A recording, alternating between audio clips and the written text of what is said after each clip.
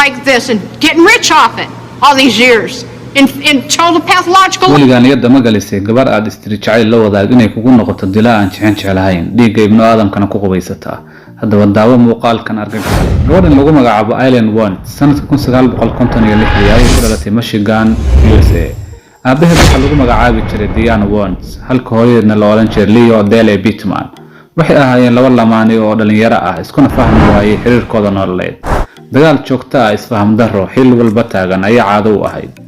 Wuornos waxaa la dhashay wiil lagu magacaabo Kate. aabahood iyagoo yar ayuu xabsi galay. xitaa wejiga aabahood ma aysan aqoon. hooyadoodna way ka tagtay maadaama ay ahayd qof nolosha ka dhacday. carruurtan waxa gacanta ku hayay ayadood.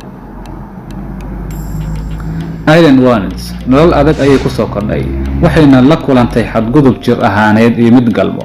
ugu dambeyntii da'deedu iyadoo ah 14 sano ayay uur qaaday. rungaas markii ay umushayna waxay ku wareejisay dadka koriya ciyaalka aan waalidka lahayn maadaama aysan awood u lahayn inay koriso ilmahaas oo ay iyadaba nolosheeda la daalacday. gabi ahaanba waxay ka haajiday guriga iyadoo noqotay kuwa jirkooda ka ganacsada sanadkii 1970 markaas oo ay da'deedu ahayd 15 sano jir. halkaas ayay waqtigeeda inta badan ku qaadatay waxaana dhowr jeer loo xiray dhilaysi iyo inay isticmaasho daroogada. sanadii 1989 waxay isbarteen in lagu magacaabo Tyria Mora kaas oo noqon doona qofka ugu horeeyay ee ku baxa gacanta Aileen Wuornos. intii u dhaxaysay sanadii 1989 ilaa 1991 waxaa gacanteeda ku baxay dad gaaray 7.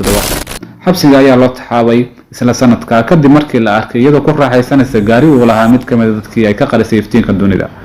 waxaana lagu eedeeyay inay dishay 7 qof oo shicib ah. inkastoo ay isdifaacday haddana waxaa lagu xukumay dil toogasho sanadii 1992. intii lagu jiray maxkamadaynteedii iyo raacfaanadii ay qaadatay Wuornos waxay ku adkaystay inay tahay dambi la'aan.